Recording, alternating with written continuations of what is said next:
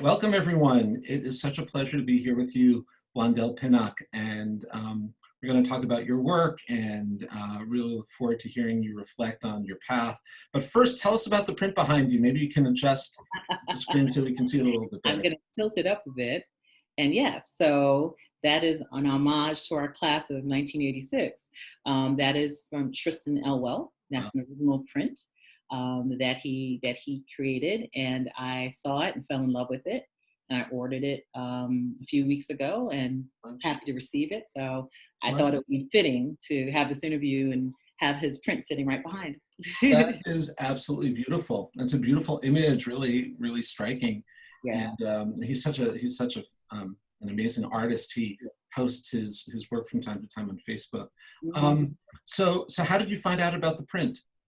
So I think because, like you said, he posts on Facebook all the time, and I definitely admire his artwork. I always have, and I saw this particular image and the other one of Ruth Bader Ginsburg, and he's Ah, notorious, which I love. And I yeah. told Tristan, I don't think he remembers, when we were in school, he made a sign for me with my name, Blondel, and that very that graphic graffiti art, Oh, and I had it on my door.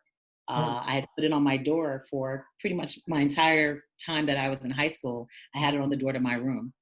oh my God. And he said he didn't remember, but I said the same way that you wrote Notorious was the same way you wrote my name.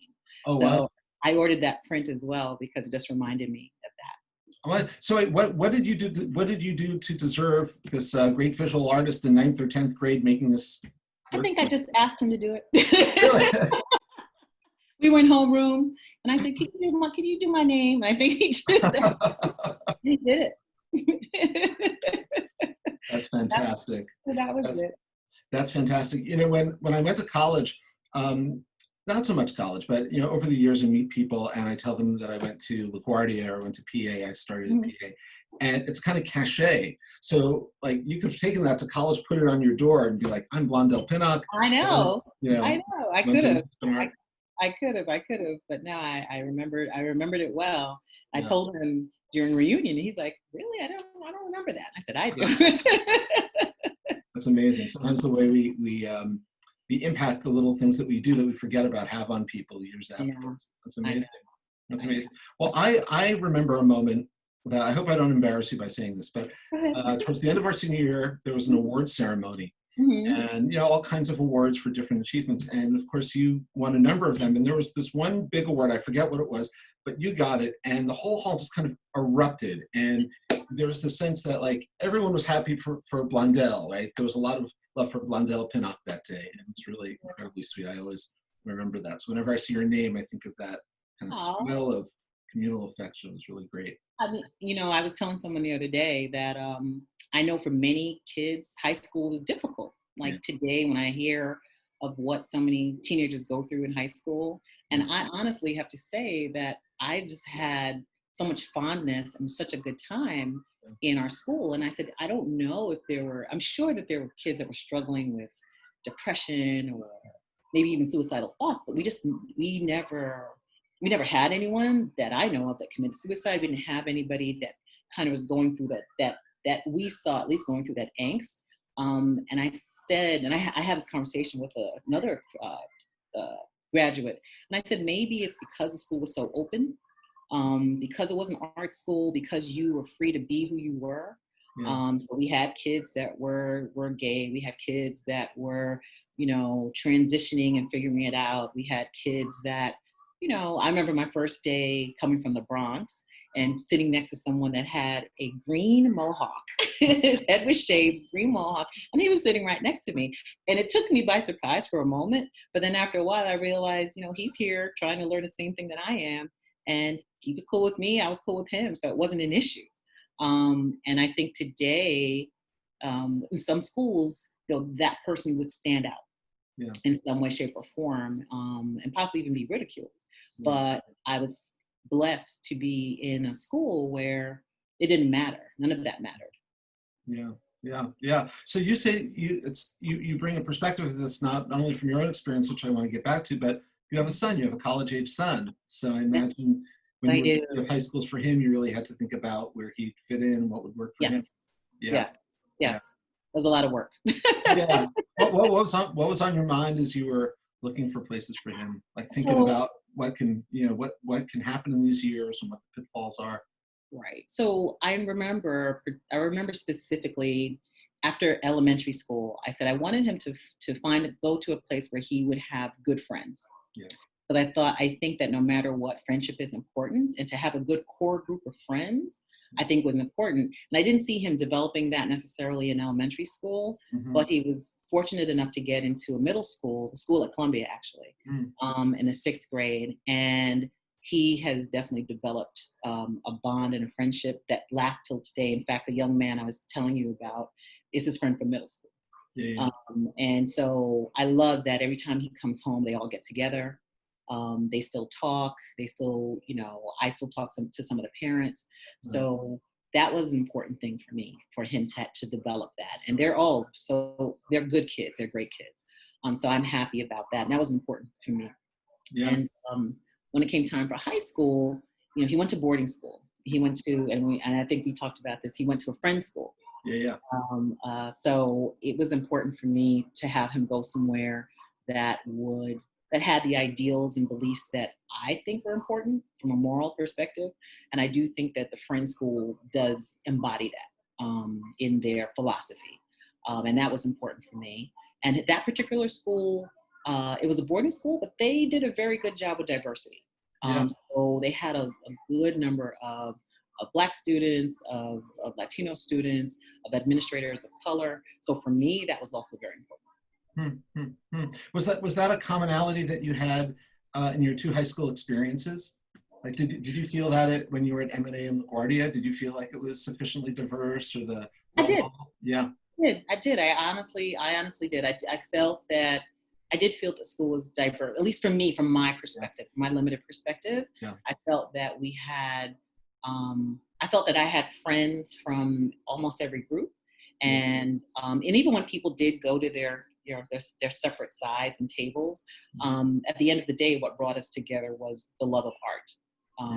Whether it was performing arts, whether it was visual art, whether it was music, no matter how different we were, or no matter where we scattered, when it was time to come together, we would sit in orchestra or in choir or in art class, and that's what bonded us. Well. How did you get to music and art? Tell us about your growing up, and was there a lot of music and culture in your home? And so my family, they're immigrants from Jamaica. Mm-hmm. So I had music, but not a lot of music in the traditional way. I think most of my music, I got it from other people, like other people. The neighbors that lived downstairs, they were younger, so he listened to Parliament Funkadelic, and so I started to appreciate music from the people that were around me, versus like my parents, who were listening. They're older. They were much older. So what were your parents listening to? So my parents, it was eclectic. You'd be surprised. So my father listened to country music. Yeah. He did.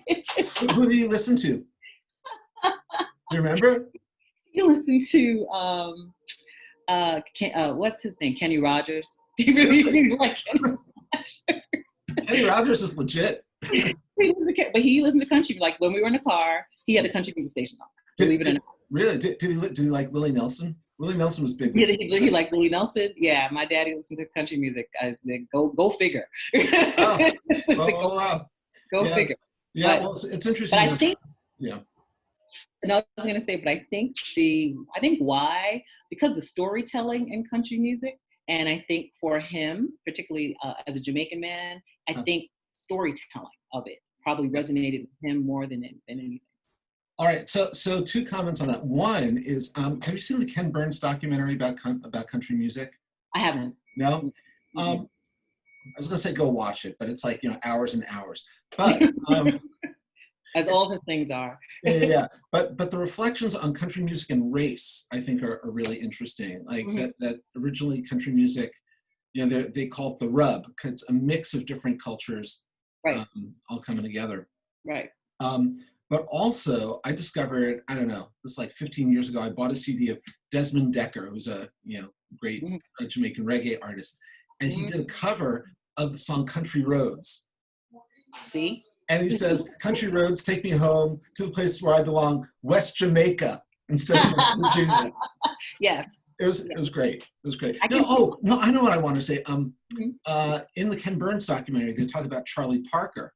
And there's a story about Charlie Parker being at some club and feeding the jukebox and listening to country music. And all of his jazz friends are around and said, why are you listening to this stuff? Right. And he said, it's the stories. Stories. It's the stories. Yeah. Yeah. I listened to, I think it was Malcolm Gladwell has a podcast, and he did a whole thing about country music, and we talked about that. And it was a whole musician just talking about the music and the beat and more importantly, the storytelling of it all. Yeah. So, and I think for my dad being, this, old school Jamaican, I think that's probably what resonated for him. But when did he come to this country? When did your parents come to this country? So my parents were older. So he came in the 40s. Wow. And I found documents of them when they came. They lived in Harlem. Yeah. In the beginning. So I found like the rent card that they had where they were paying their rent. So they started out in Harlem, and then eventually he moved to the Bronx. Bought a home. Bought a home in the Bronx, and we settled there. But yeah, they came in the 40s, like a group that came that 40s, 50s, late 40s, early 50s era. Did they come with extended family, or did they come by themselves? So my dad, we were the place where extended family came. So all of our cousins would come here, and they would stay at our house. And they would go to school, or they would go to technical college, or do all the things they need to do, whether it was nursing, engineering.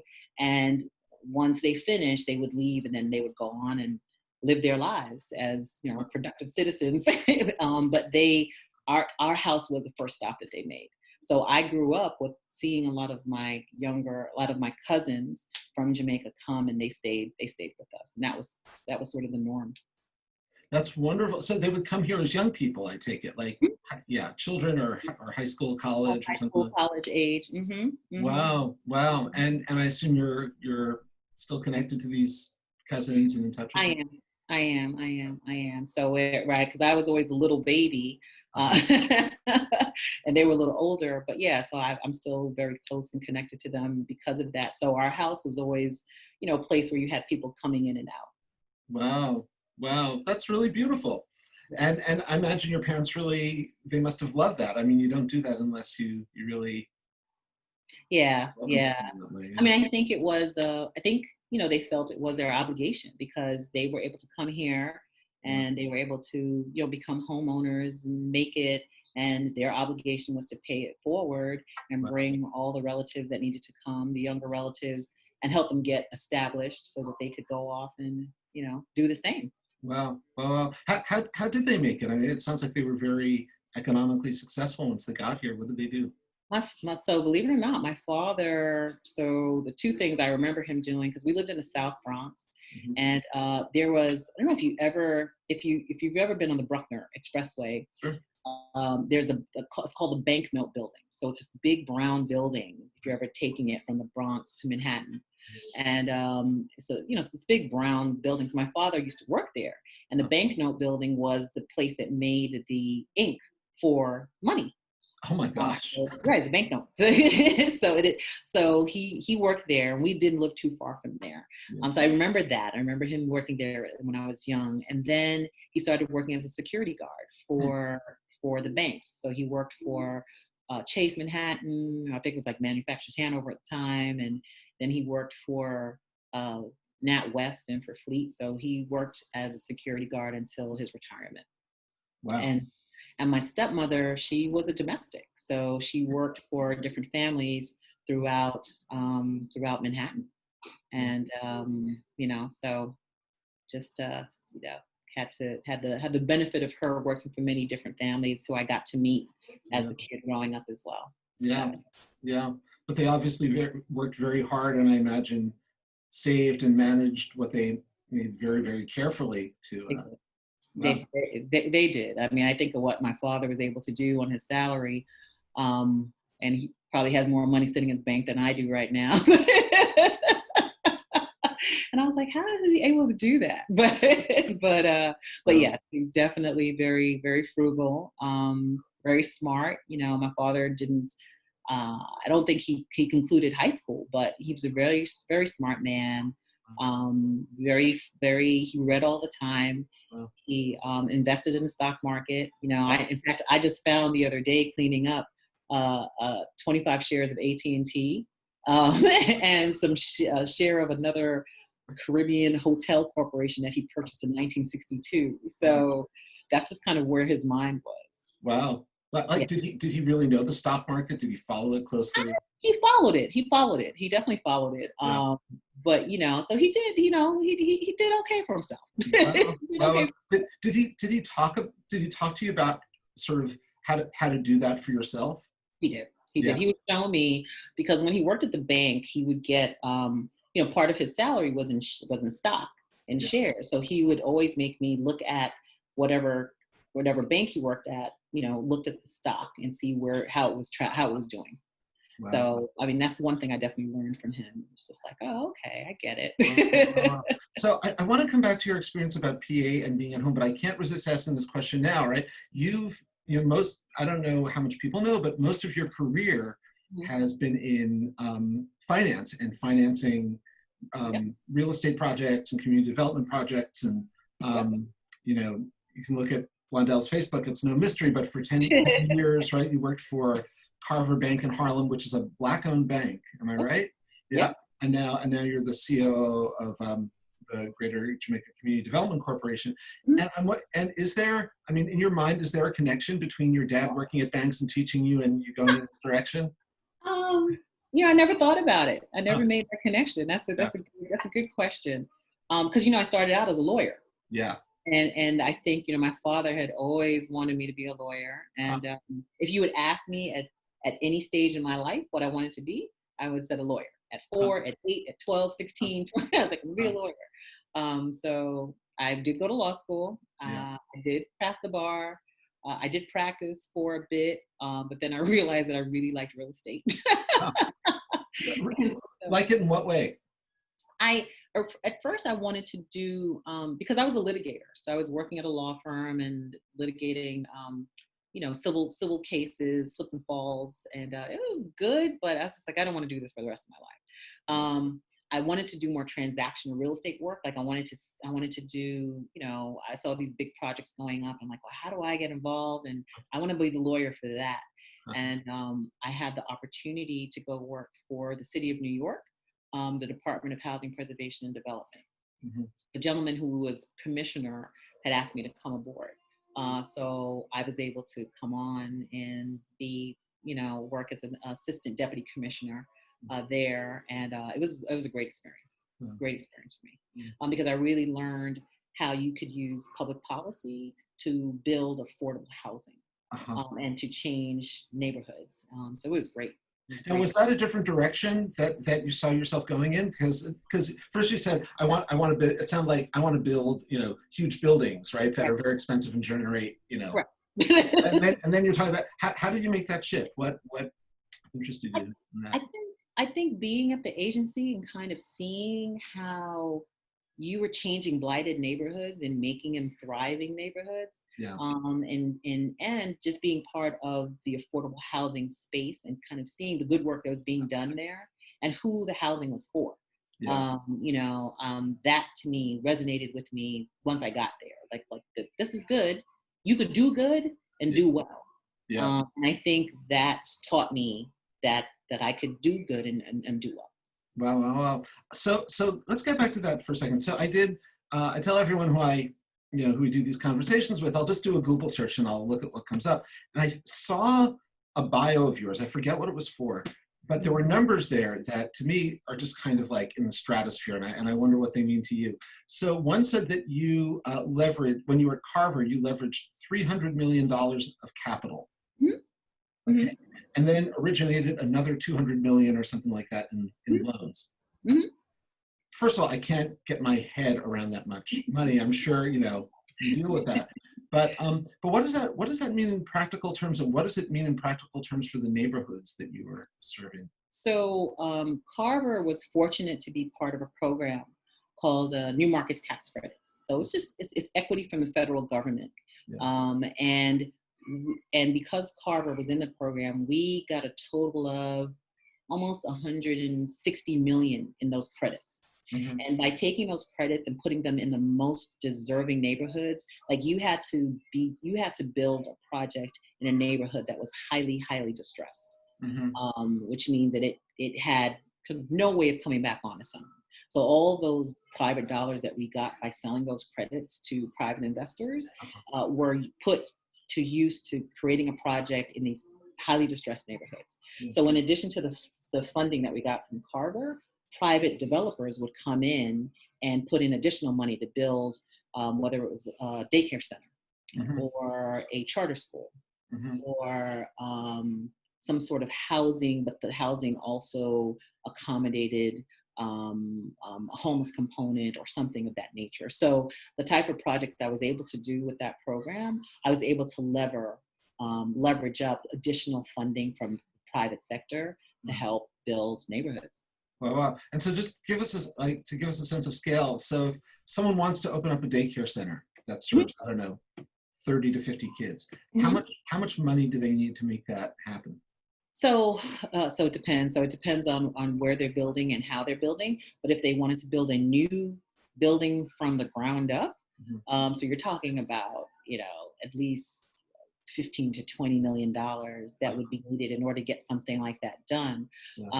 I think today most people are using their own homes and already occupied buildings, and they're creating these daycare centers, right? So that's an incentive the city is giving.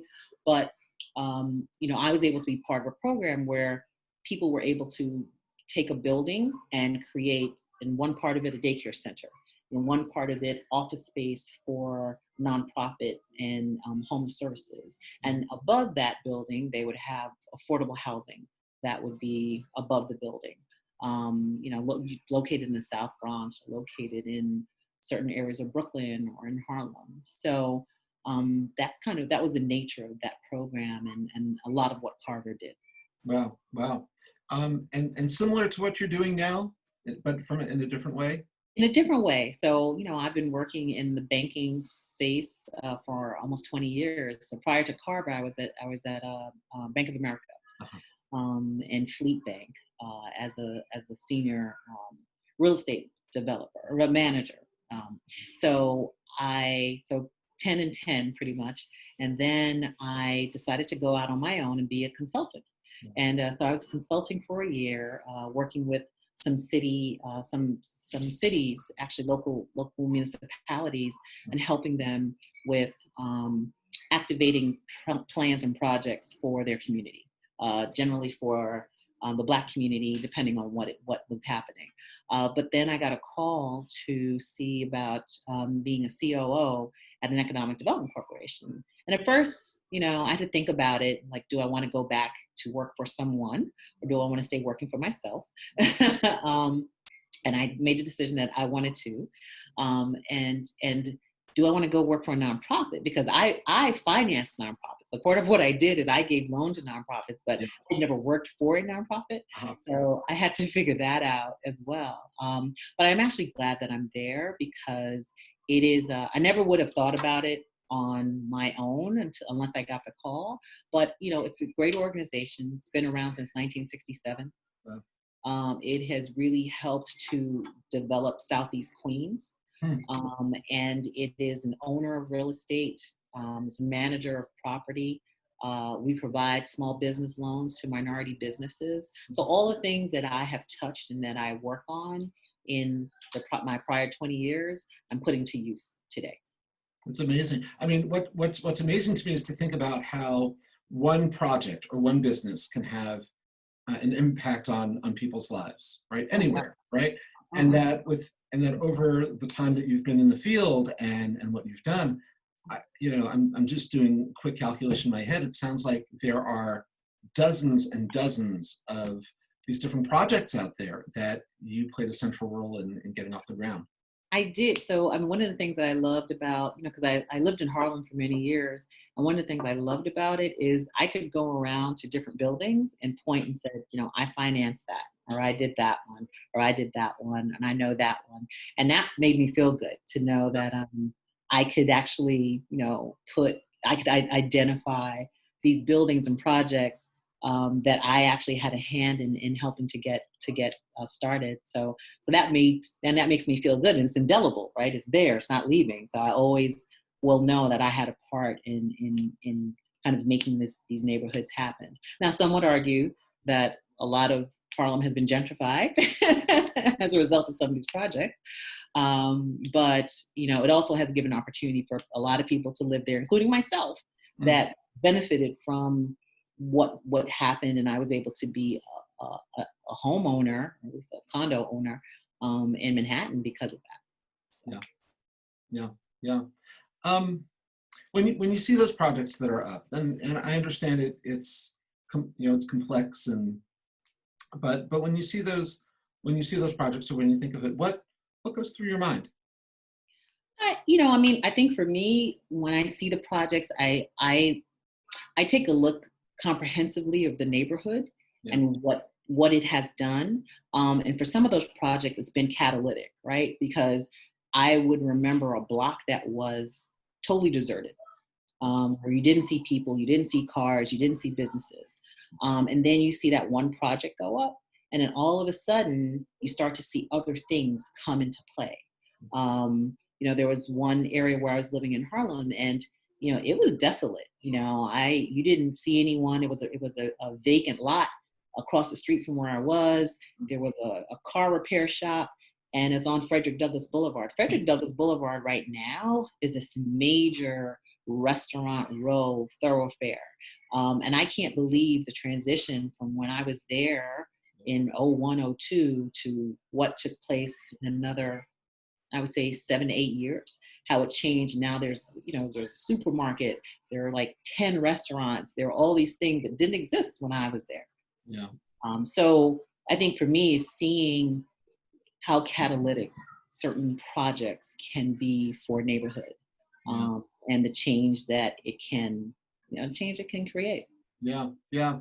And then what are the checks that I don't know, banks, developers, I don't know who can put in place against the forces of gentrification, so people can not just so people don't feel like they have to leave their neighborhoods, or that people with modest incomes can buy into those neighborhoods.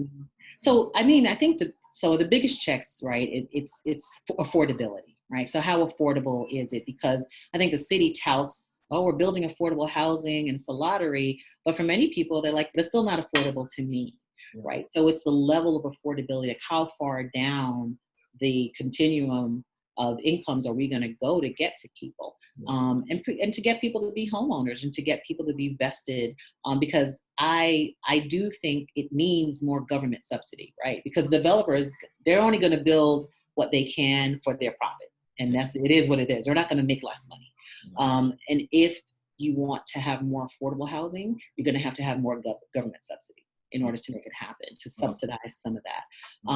And I do think that the affordability levels need to be at a lower level, because I just think when you take New York City and you take New Jersey, you take Connecticut and these tri-state areas into play, incomes are so high, the median incomes are so high, like the average person is still not making that amount of money. And so I think the biggest check to ensure that folks who live in that neighborhood get to stay in that neighborhood is to lower the level of affordability for them, so that folks who are making truly average income versus the stated average income have an opportunity to buy, or have an opportunity to rent in those neighborhoods where they live, making the same money that they make every day. Yeah. There's a book I've been reading slowly, because I'm so unfamiliar with the technical details, but it's been really eye-opening. The Color of Law by Richard Rothstein. Do you know this book? No, because I know the one called The Color of Money. I thought you were going to say that one. Oh, no. The Color of Law, and it's about the history of housing discrimination, and how basically housing segregation is kind of hardwired into the whole system of regulations and history Yeah. that goes back to the early 20th century. Any sort of Oh, piece. I mean, so I mean, and that's kind of what we're seeing on TV and what we're talking about all the time is the systemic racism, right? So I think that that is definitely a big part of it. I am actually sitting on the board of the Levitt Foundation. I don't know if you remember Levittown. Well, you're Yeah. from yes, Long Island, you know. So Yeah. so Levittown. So you know the whole origin of Levittown. Tell us. And how so the historic origin of Levittown is essentially they created these homes for people after World War II to come and to purchase, but there was rampant discrimination and redlining, and they were not these houses were not being put to sale for sale for people of color, for Black people, and in fact there were codes put in, there were restrictions put in that restricted you from selling your home to anyone. And that was kind of the Levittown model. I actually happen to be on the Levitt Foundation, chair of the Levitt Foundation board. And because the Levitt family started a foundation, similar to the Trumps. So they started a foundation and they were a lot of self-dealing. So the Attorney General came in and broke it up and said, look, you can no longer, none of you Levitts can have any part on this foundation board anymore.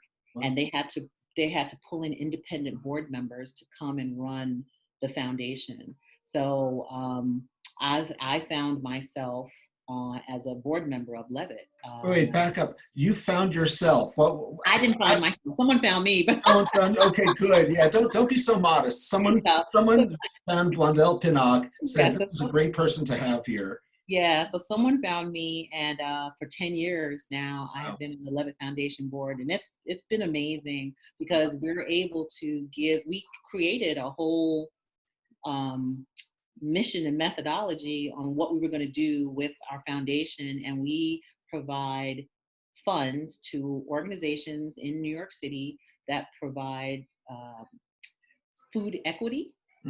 And food survival. So we've given to several farms in Brooklyn and the Bronx. We've given to, and especially those that are youth led.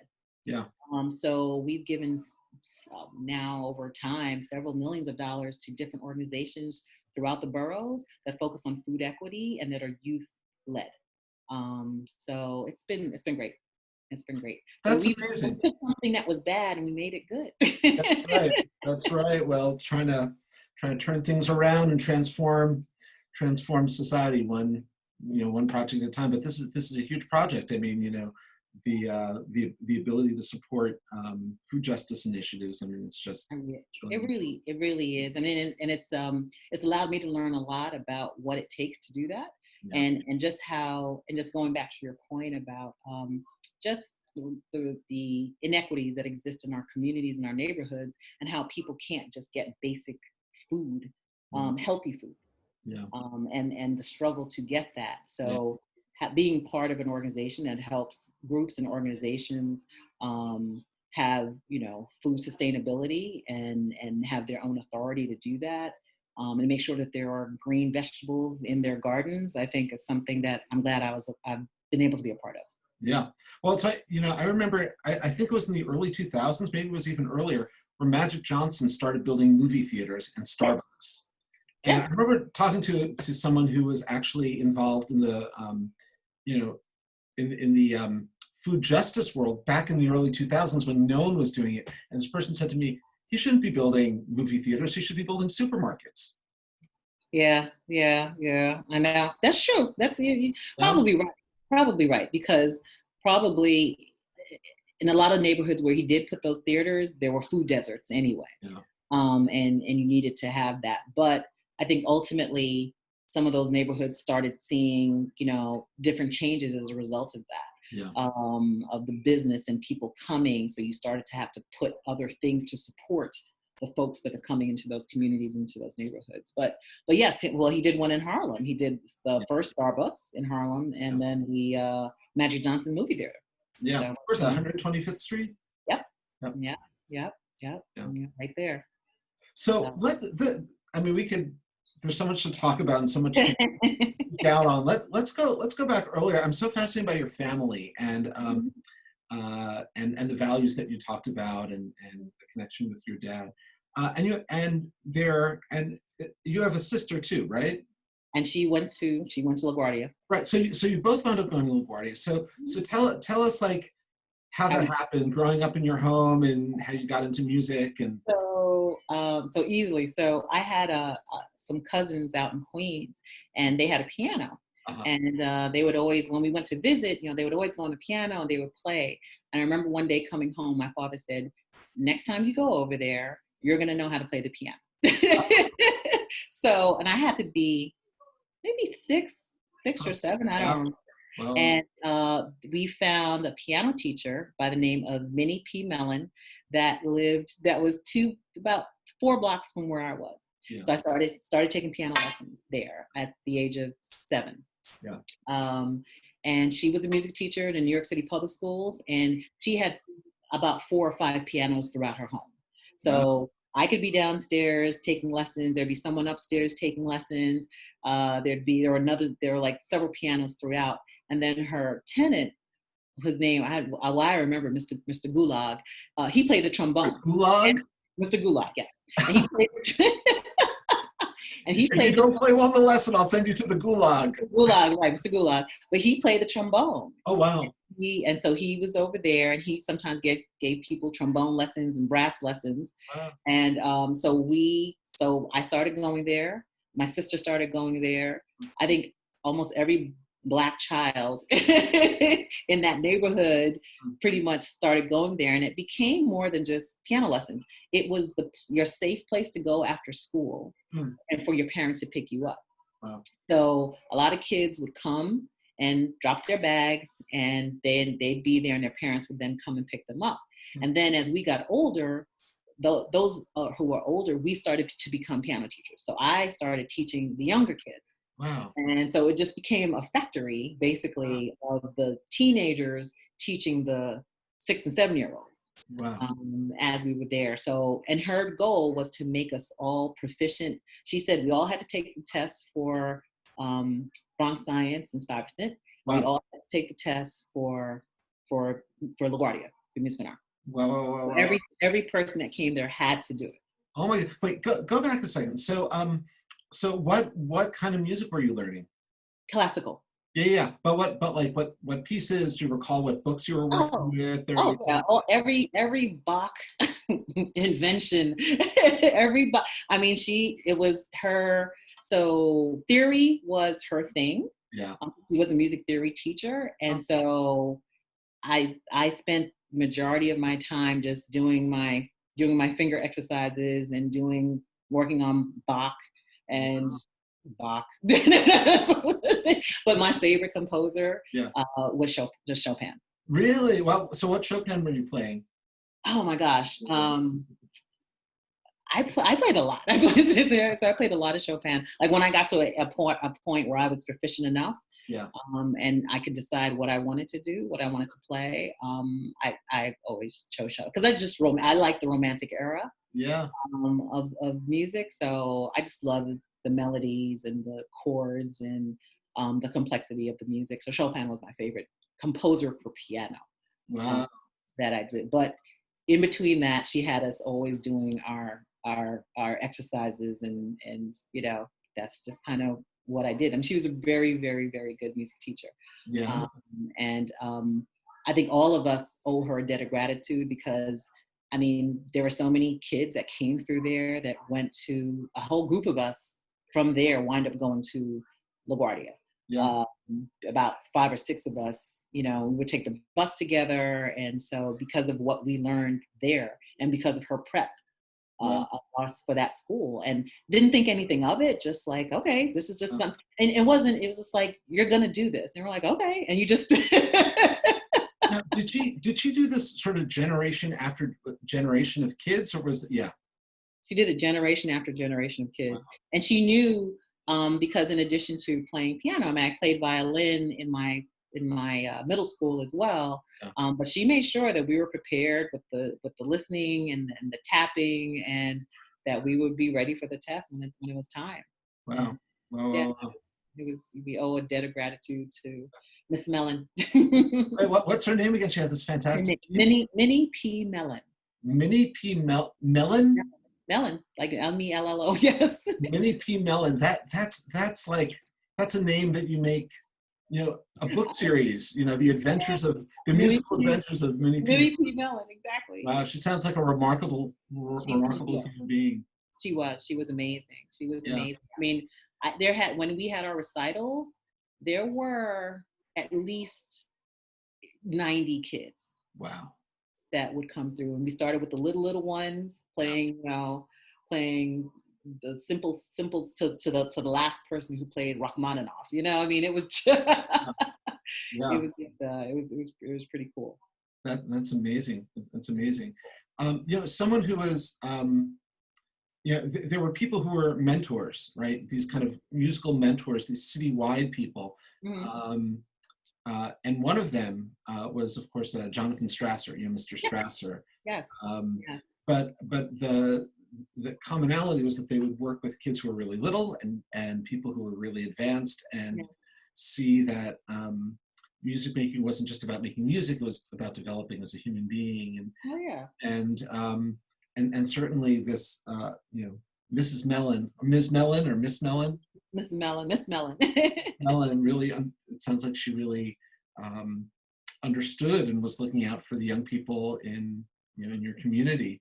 She did. She understood. She understood us. She understood music. She even understood her. It came a point where she couldn't teach when some of us got to an advanced stage. Yeah. She got other advanced musicians to come in, pianists to come in and to teach those students that needed it. Wow. So she definitely understood and knew what she needed to do for all of us, and she did a good job. But you mentioned Mr. Strasser. So a funny story. So my mom worked at Calvary Hospital. So I don't know if you know, Calvary is a end stage hospital for cancer patients. And Mr. Strasser, his mom actually wound up there. And my mom took care of his mom. Oh my goodness! Mm-hmm. Oh my goodness! When was this? I don't remember the time. I honestly don't remember. I just remember that interaction happening. Wow. Yeah. His mother lived a long time. Mr. Strasser died a couple of years ago, and I learned then that his mother, lived to a very old age, and actually sat in on all the recitals that Mr. Strasser would stage for his students and things like that. And he had a brother who was a pianist, and he had students, and it was as if Mr. Strasser's mother was kind of like the grandmother to all these students who came through. Right. But let's get back to you. So here you are in middle school, and you've studied in this amazing, sounds like very empowering environment for years.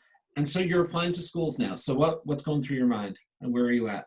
So I don't know if I thought much about it. I knew that, Mrs. Mellon told us to do the test for music and art, and then to do the test for science. And so I took the test, and I think I got into Brooklyn Tech. I missed science by 1 point and had to take summer school, and I was like, I'm not doing that.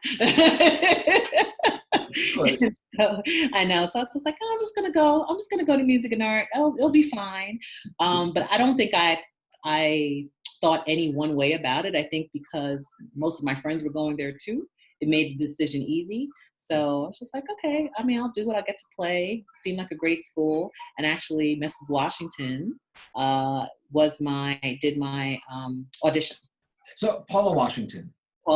Yeah. Now actually Dr. Paula Washington. Dr. Paula, yeah. So she did my audition. Oh, wow. What was that like? It was good. Well, because I started out because she asked me if I played violin, and I did. So I played a little thing for her. But I played my piano piece, and I don't remember what it was. Yeah. And then we did the tapping thing and singing stuff back. And but I definitely remember she was the one that did my audition. Wow. Oh, wow.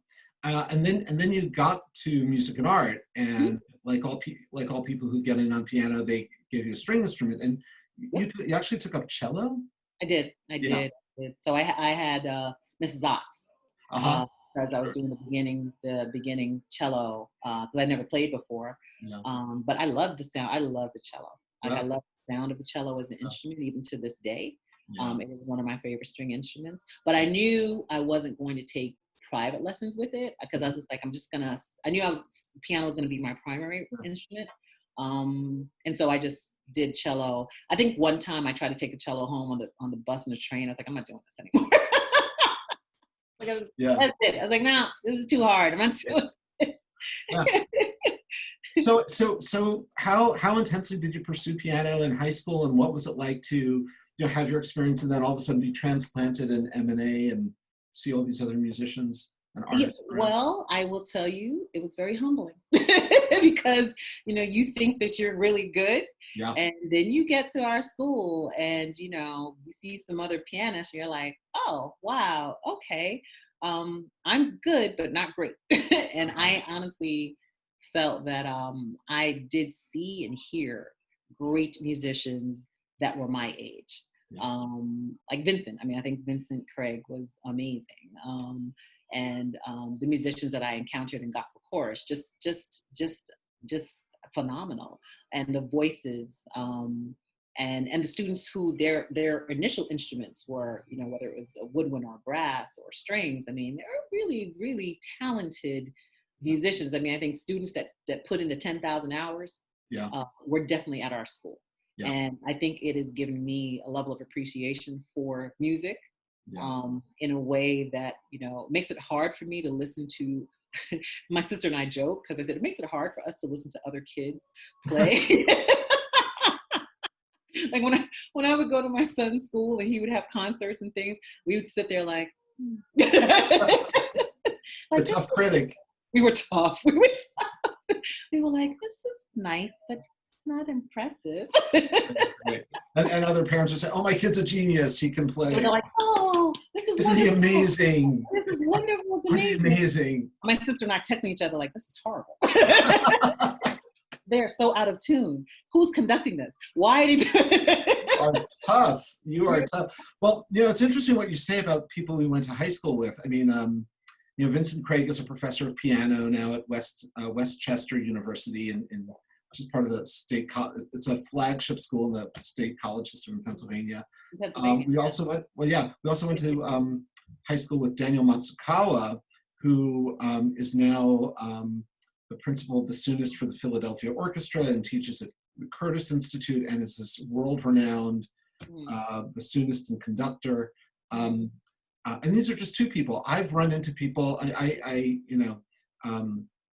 did a conversation with Jay Rodriguez, who was going out on professional gigs when he was 14 years old, and plays as a soloist and plays with some of the greatest, most renowned jazz musicians in the world. Bill Charlap. You didn't know him because he didn't come to the new building, but he's one of the top jazz pianists in the country right now. But there are also people who we went to high school with, who, at the time when we were in school, they weren't necessarily known at that moment as the stars. Oh, one other name drop. Charnette Moffett. I don't know. I was just gonna say Charnette Moffett. Yeah, did you know Charnette? I did. I remember. I think he was a little older. I think he was a little older than us, though. Yeah. Yeah, but I remember it was a big thing. Like, and he was playing for Wynton, and he was. Yeah, I remember Charnette. Right. He was touring with Wynton Marsalis in his senior year of high school. Yep. And couple of years after that, he came out with an album because I bought it. And then about 3 or 4 years ago, my wife and I were in Montreal, went to the Jazz Festival, and we went to hear him do a show live. He was amazing and he's always good. Sweet gentleman and real wonderful guy. But there were other people who weren't known as the stars back then, who they graduated, they kept doing their thing, and then you would see them later. And I had this experience at Lincoln Center. There was someone who wasn't, I'm sure he was an excellent player, but he wasn't, he wasn't performing like lead on everying. And and then I saw him on the bill Lincoln Center, and it turns out he just kept at it, and it worked out. Yeah, Yeah. but that's such an interesting experience. So you come to M&A and you realize you're surrounded by all these people. And did it mean that you switched focus, or did you keep doing pianos intensely, but you kept, but you did other things too? I think I kept doing piano, probably not as intensely, because I was like, okay, I'm good, but I'm not great. So I probably diminished my level of intensity a bit, because I'm like, okay, what am I going to do with this? But I kept on playing. I kept on playing until my senior year Yeah. of high school. I continued taking lessons until I got to college. But but I mean, I still kept up with between cello and piano. I kept on doing what I did, because I loved playing. Yeah. I loved playing music. So, but I also knew, I knew my limitations. So Uh-huh. I was like, okay, no, it's okay. I'm not going to be that girl, but but it's all right. And I just continued playing until senior year, Yeah. And taking you lessons. focus a lot on your academics, obviously. And that kind of became so I just focused on academics, and kind of, went to Columbia, Yeah. and forged my way through, and then went to law school. But yeah, I became the ultra nerd, and just, kept my head in the books. Any of our teachers really make an impression on you in that way? Oh my gosh. I think there were Miss Pollard.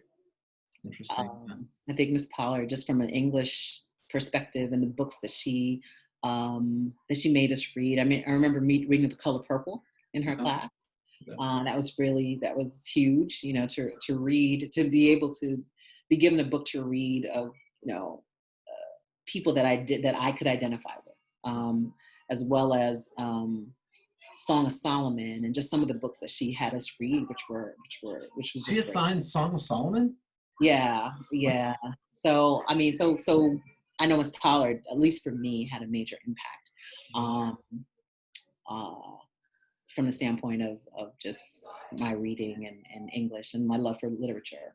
So That's wonderful. So what was it like when you got to Columbia? Did you feel prepared? I struggled. Yeah. I'm not gonna lie. I struggled my freshman year. It was a little rough. It was a little rough, but I made it. I made it. I think it was transition, Yeah. and I think every student, and I tell parents that, I said, it's a big transition to go to college. Yeah. From high school, living at home with your parents, to living on campus and being on your own. It's a huge transition. Yeah. And so I did struggle a bit. I mean, I never didn't get as bad as academic probation or anything like that, but I wasn't I got knocked down a few pegs. Then I wasn't the student that I always was my freshman year. But by my sophomore year, I had gotten it together. And you Um, and, I, figured it out. and I figured it out, and Yeah. I made Dean's List, and Yeah. kind of got back on track. But my freshman year definitely did it took the wind out of me for a bit. Wow. So how did you figure it out? I think I was on this track that, I wanted to be an economics major. I'm going to major in corporate law. I'm going to be a corporate lawyer. So I had to do this. And I realized that I hated economics. I mean, literally, I was just like, why am I doing this? I don't like it. And I think what clicked for me was I could pick a major that I really liked. And no one told me that, right? I thought I had to be on this track. And no one said, no, you could do what you love. And so I discovered history and sociology. Wow. And so my sophomore year, I was taking history classes and sociology classes, and I loved it. Yeah. And I think that made all the difference for me. Wow. What did you find in there that you loved? Well, I think I love the story. I like history because history is storytelling at the end of the day. And you're learning about, a particular period of time and what led up to it, and all the things that were involved in the context. So for me, I love history for that matter.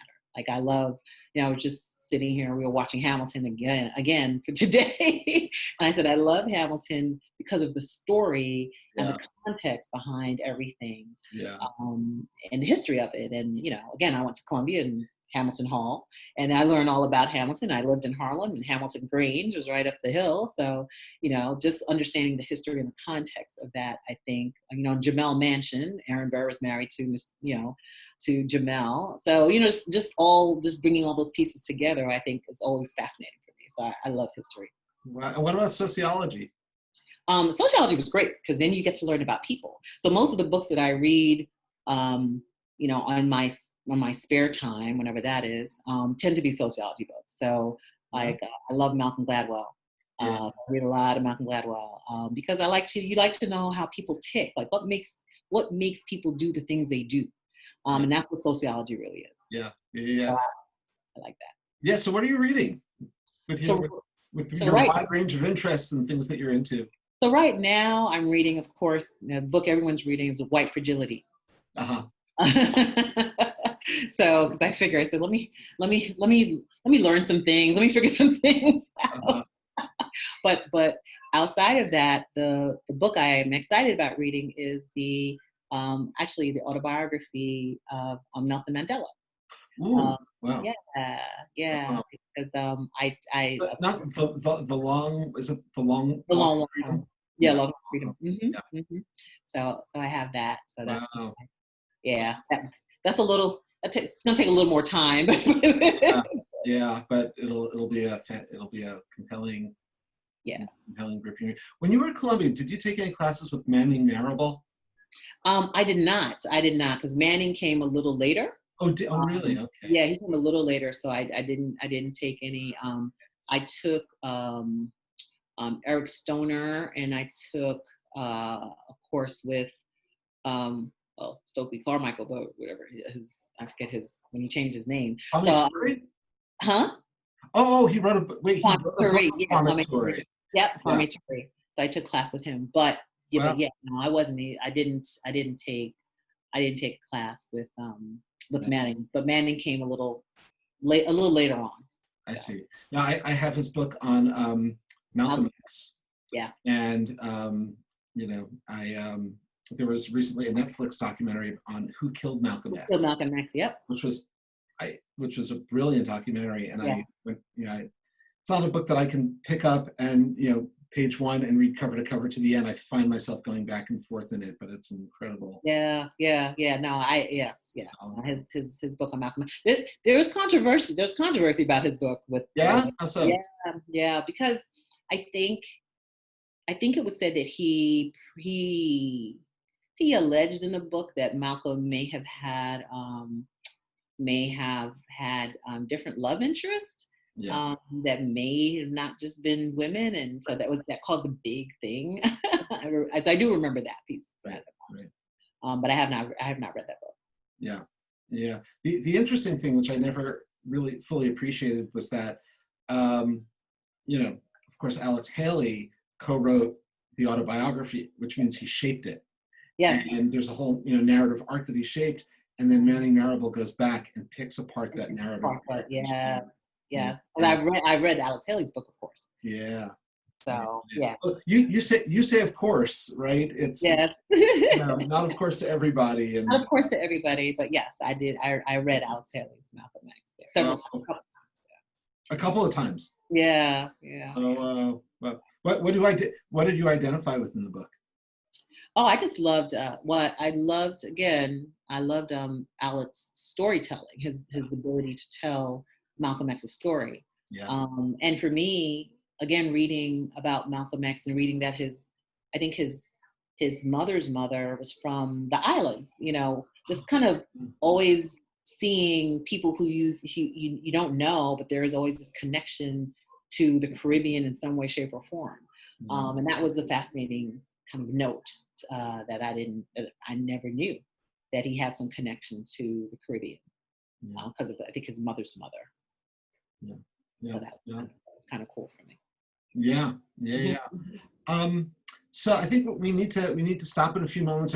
I feel like I could talk to you for hours, but people aren't going to listen for hours, so maybe we'll have to do a round two. I But know. you post so much on Facebook that's really about things that you find spiritually inspiring. And so I want to add, first of all, I want to thank you for that. It's inspiring to everyone when we share the things that lift us up. So during these times when we're separated from people we know and love, when um, we're so concerned about our society and our government and people we know and love, Yeah. what do you find? What do you turn to? What do you find lifting you up? What do you find helpful, giving you perspective? So I definitely turn to my faith. I have, I've been fortunate to be part of a church, Abyssinian Baptist Church, Mhm. and Abyssinian has a online presence that it had prior to COVID, but I think with COVID, it's definitely ramped it up. So I'm on every Sunday. We have a weekly Bible study on Wednesdays at 7. We have prayer on Thursdays. And it's important for me to have those outlets to be able to connect, because while we're not seeing each other every day or every week, I still think that there needs to be some connection that we're able to have to one another. And I feel that the service, I feel that the Bible study, I feel that the prayer does still bind me close to my church family. But I think during this time, particularly with COVID, particularly I've gone through some challenging losses over the last week with different people. I think just having the foundation or be rooted in faith, and just sitting down and picking up your Bible and, reading, just going to a passage that kind of, settles you and grounds you. I think has been good, has benefited me, and I've needed it. Particularly this week. It was a little rough. So Yeah, yeah. Any passage that in particular provided you some comfort or some insight? let's see. There was a passage that I was meditating on. I'm trying to see if I would have to run upstairs and go grab it to see. But I mean, I'm always a Psalms person. Psalms 27 has always been a comfort to me. But yeah, I mean, I think that I always, just being for me is discovering something different, discovering another passage or book that I've never really taken time to study or learn about. Because I mean, I think the books of the Old Testament, Matthew, Mark, Luke, and John. But I think there are other, there's other books in there and other passages that sometimes we don't spend enough time with, Mhm. and or quoting or knowing. And so for me, just going to some other books and just kind of reading some stories and trying to glean as much as I can from there, the messages that are there. I try to do that as well. Yeah. A bit Well, of self-discovery. you mentioned Psalm 27. You may not know this, but in Jewish tradition, we the practice is to recite and meditate on Psalm 27 the entire month before Rosh Hashanah, Really? twice a day. I Yeah, didn't know that. yeah. So I'll be spending a lot of time with that. Coming up soon. Yeah, coming up soon. But what I was thinking of, particularly what you were alluding to with losses you've had this past week, the line from the Psalms, I forget which number psalm it is, but there may be wailing in the evening, but joy comes in the morning. Yeah. Yeah. So, Yeah. thank you, Blondel. Thank you for for sharing your stories, and you're an inspiration to so many people. And good luck with your continued great work. And Well, hopefully we can meet each other soon. Yeah. I just said one other thing. So I used to have a photo album where I had pictures of everybody.